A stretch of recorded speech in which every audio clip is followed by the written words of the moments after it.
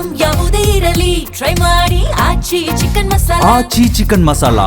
ವಿಧಾನ ಪರಿಷತ್ ವಿಚಾರದಲ್ಲಿ ಎಚ್ಡಿಕೆಯಿಂದ ಆಪರೇಷನ್. ಕುಮಾರಸ್ವಾಮಿ ವಿರುದ್ಧ ಶಾಸಕ ಬಾಲಕೃಷ್ಣ ಗಂಭೀರ ಆರೋಪವನ್ನ ಮಾಡಿದ್ದಾರೆ. ಎಚ್ಡಿಕೆ ಕಾಂಗ್ರೆಸ್ ಶಾಸಕರನ್ನ ಸೆಳೆಯುವ ಪ್ರಯತ್ನ ಮಾಡ್ತಿದ್ದಾರೆ ಎನ್ನುವಂತ ಆರೋಪ ಕೇಳಿಬಂದಿದೆ.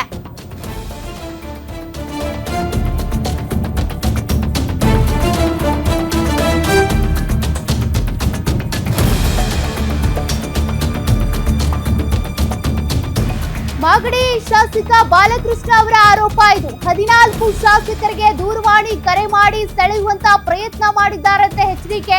ಈ ಹಿಂದೆ ಜೆಡಿಎಸ್ ನಲ್ಲಿ ಇದ್ದಂತ ಶಾಸಕರನ್ನ ಸೆಳೆಯುವಂತ ಪ್ರಯತ್ನ ನಡೆದಿದೆಯಂತೆ.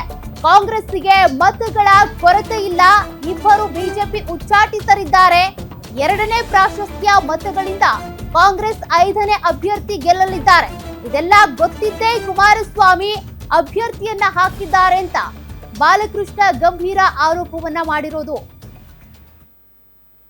ಕುಮಾರಸ್ವಾಮಿ ಅವರು ಅನೇಕ ಜನಕ್ಕೆ ಫೋನ್ ಮಾಡಿದ್ದಾರೆ ಅಂತಕ್ಕಂಥ ಮಾಹಿತಿ ಕೂಡ ನಮಗಿದೆ, ನಮ್ಮ ಪಕ್ಷದವ್ರಿಗೆ. ಮತ್ತೆ ಇಂಡಿಪೆಂಡೆನ್ಸ್ ಕೂಡ ಕರ್ಸ್ಕೊಂಡು ಮಾತಾಡಿದ್ದಾರೆ ಕೆಲವ್ರನ್ನ ಅಂತಕ್ಕಂಥ ಮಾಹಿತಿ ಕೂಡ ಇದೆ.